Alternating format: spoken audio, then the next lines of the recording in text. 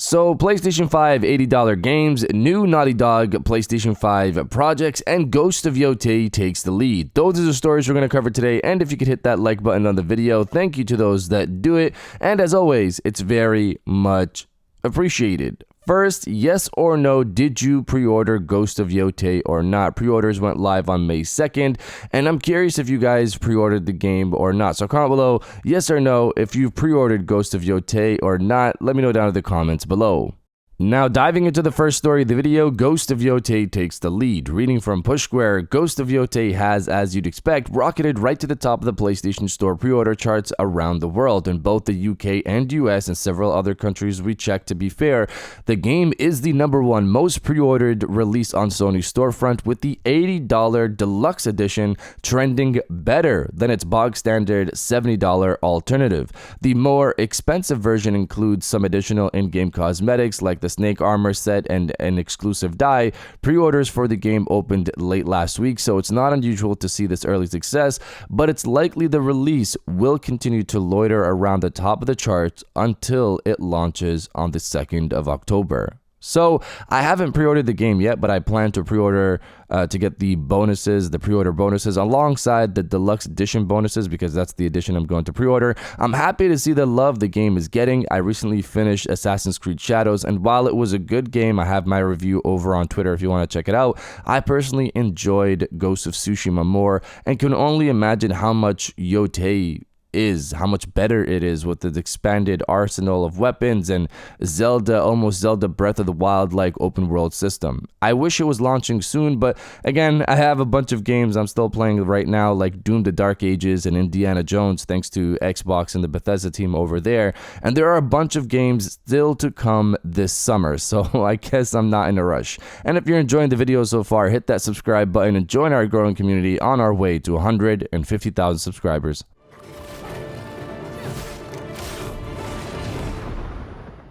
Now, diving into the second story of the video, PS5 game prices. Reading from PlayStation Lifestyle, it looks like Sony won't increase the price of first-party PlayStation 5 games in the near future, unlike Nintendo and Microsoft. When Ghost of Yotei pre-orders went live yesterday, fans breathed a sigh of relief upon seeing the standard edition was still listed at $70. Ghost of Yotei's retail price is significant here because the game launches in October 2025. Nintendo's new $80 price tag will come into effect starting June with the launch of the Switch 2, and Xbox game prices will be adjusted to $80 starting holiday 2025. Some fans reckon that Ghost of Yotei's price indicates that Sony won't be following suit until the end of 2025 at least, but what comes afterwards remains to be seen. For now, players are relieved. So this was interesting, and I think we were all waiting to see what Sony does, but I think they already had their plans set for Ghost of Yotei, so that's probably why it ended up still being $70.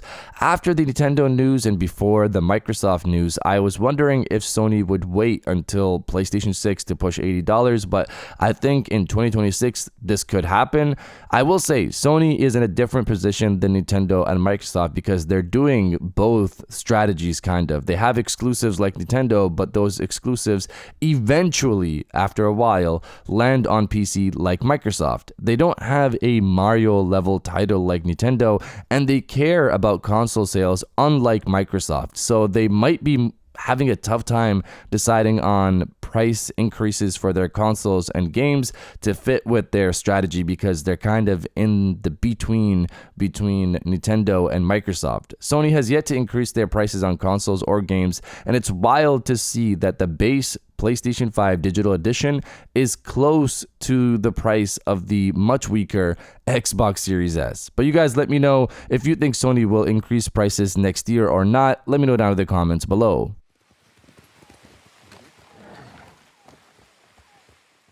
And now diving into the final story of the video, Naughty Dog PlayStation 5 projects. Reading from WCCF Tech, according to insider Daniel Rickman, as reported by his paywalled Patreon page, Santa Monica-based developer Naughty Dog quietly canceled an unannounced single-player game earlier this year. The project had been in development for over a year following the cancellation of The Last of Us Online, the ambitious multiplayer game that was ultimately canceled because Naughty Dog did not want to turn into a live service game studio after Bungie explained to them what it would mean.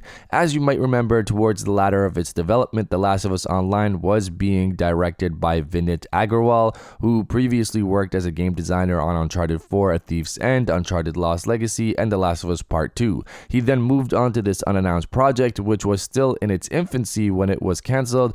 Agarwal subsequently left Naughty Dog afterwards. Again, according to Rickman, another unannounced single-player title is in the works at the studio. This one is further along in development, having started around 3 years ago. Its director, Sean Escape, who was previously credited as the lead cinematic animator on The Last of Us and Uncharted 4: A Thief's End, and later directed Uncharted: The Lost Legacy. So this was interesting to read because if true, it paints a picture of potentially what Naughty Dog has going on. They've already stated they have multiple projects in the works a while ago before this project was supposedly cancelled. We have Intergalactic with Neil Druckmann, Sean Escape's project, and this canned project that Vinit shifted to according to this article. If you guys remember, I had a theory that Naughty Dog would shift their Last of Us Online campaign to a Last of Us Part 3, which is still possible, but I wonder if they attempted to release it as a spin-off title. They already had a campaign focused on a different group of characters in an open world setup, but it was mixed with online play for this Last of Us Online campaign. I wonder if they attempted to make that its own campaign and shift it to a single player project, but it just eventually didn't work out in the end. I think Sean is working on a new Uncharted personally, but of course it could always be something else. So we have Intergalactic with Neil, Sean's project, which could be Uncharted. Those are the main projects right now. I do wonder if the canned project team, the people that were working on it, shifted to potentially early work on The Last of Us Part 3. We'll see. But you guys let me know if you want a Last of Us Part 3 or not. Let me know down in the comments below. And if you guys did enjoy this video, please hit that like button, as it always helps, and subscribe if you're new. I got new videos every Monday, Wednesday, and Friday. And now I'll check you guys out on the next one. And welcome back to the after show. This is the part of the video where we have a little fun down in the comments below. If you're old, welcome back. If you're new, welcome. For today's thing, what I want you guys to do is to body, obliterate, destroy, and overall harass the comment section with "The summer season is upon us." We're pretty much almost in that time of year where we have all of these events, these showcases, these reveals, release dates potentially as well. I love this time of the year, and even though we don't have E3 anymore, Summer Games Fest has filled in some of that hole there, that void. You know, if you watch Thunderbolts, it's filled some of that void because now companies have, you know, something to be around when they're revealing their stuff. Still, it's that June time frame. Everybody starts showing off what they've got going on and what's coming in the latter half of the year and the future. So I'm excited for this season. If you are as well, destroy the comment section with "The summer season is upon us," and I'll definitely heart those comments like I always do because I appreciate everybody who stays to the end of my videos. And now I'll check you guys out on the next one.